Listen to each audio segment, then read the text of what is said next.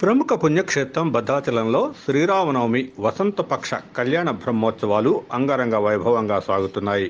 23వ తేదీ వరకు జరిగే ఈ బ్రహ్మోత్సవాలలో భాగంగా అగ్ని ప్రతిష్ఠ, ధ్వజారోహణ కార్యక్రమం నిర్వహించారు. ఆలయ అర్చకులు వేద మంత్రాల నడుమ అత్యంత వైభవంగా ఈ కార్యక్రమాలు చేపట్టారు. దీనిలో అధిక సంఖ్యలో భక్తులు పాల్గొని ధ్వజారోహణం అనంతరం గరుడ ప్రసాదాన్ని స్వీకరించారు. ఈ సందర్భంగా 23వ తేదీ వరకు సాగే బ్రహ్మోత్సవ క్రతువులను అర్చక స్వాములు వివరించారు.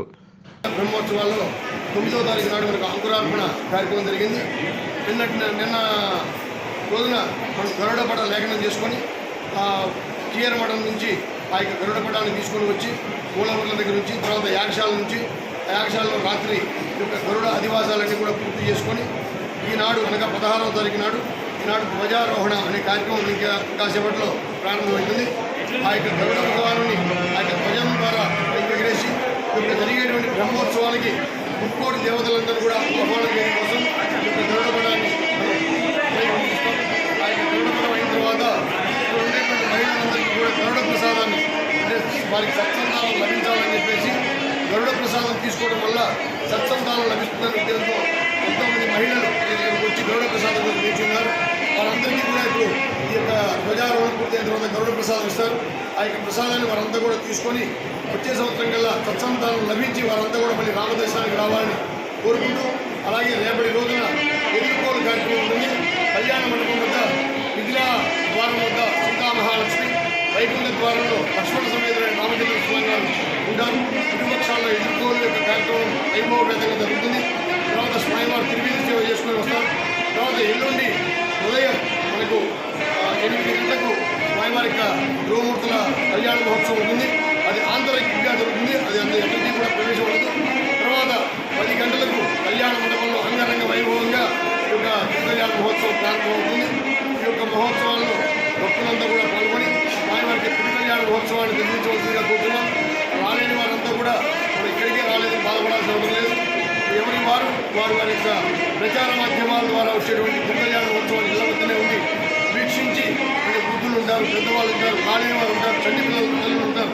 వీళ్ళంతా రాలేరు కాబట్టి రాలేని వారంతా కూడా బాధపడాల్సిన అవసరం లేదు.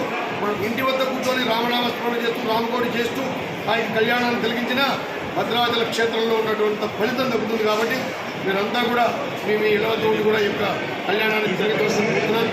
తెల్లారి 18వ తారీఖు నాడు పట్టాభిషేకం, రాముడికి మాత్రమే ఉన్నటువంటి ఏకైక ఉత్సవం పట్టాభిషేకం. అలాంటి పట్టాభిషేకాన్ని కూడా అందరూ కూడా జరిగించవలసిందిగా కోరుతున్నాం. ప్రతి పునర్వసు నుంచి పునర్వసు వరకు కూడా రామాయణ పారాయణ జరిగి పుష్యమి నాడు రాముడికి పట్టాభిషేకం జరుగుతుంది. అలాంటి పట్టాభిషేకం 18వ తారీఖు జరుగుతుంది కాబట్టి దాన్ని కూడా వీక్షించవలసిందిగా కోరుతున్నాం. అదే రోజు సాయంకాలం మనకు రథోత్సవం కార్యక్రమం ఉంటుంది. తెల్లారి వేదాశీర్వచనం, దోపోత్సవం, తెప్పోత్సవం, నెక్స్ట్ ఉంగిలోత్సవం, వసంతోత్సవం, అట్లాగే 23వ తారీఖు నాడు మనకు చక్రస్థానం అని చెప్పి గోదావరి నదీ తీర్థంలో చక్రస్థాన కార్యక్రమం ఉంటుంది.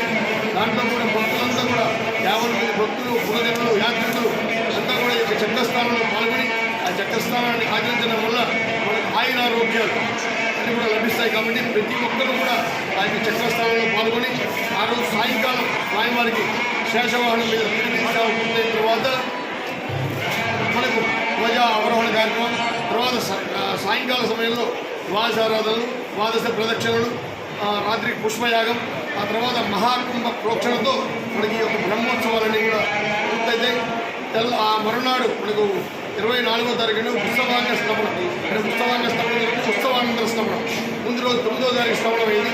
మళ్ళీ 24వ తారీఖు ఉదయం ఉత్సవానంతర స్థాపనంతో మనకి ఈ యొక్క బ్రహ్మోత్సవాలన్నీ పూర్తయితాయి. తర్వాత మనకి 2వ తారీఖు నాడు మరలా నూతన ప్రయోగోత్సవం మనకు జరుగుతుంది. అప్పటి వరకు కూడా మనకు 23వ తారీఖు వరకు కూడా 9వ తారీఖు 23వ తారీఖు వరకు నిత్య కళ్యాణాలు జరుపుకోవడం. అట్లాగే పోలింగ్ కోసం కూడా 2వ తారీఖు వరకు మళ్ళీ మనకు స్వామివారి జై శ్రీరామ్.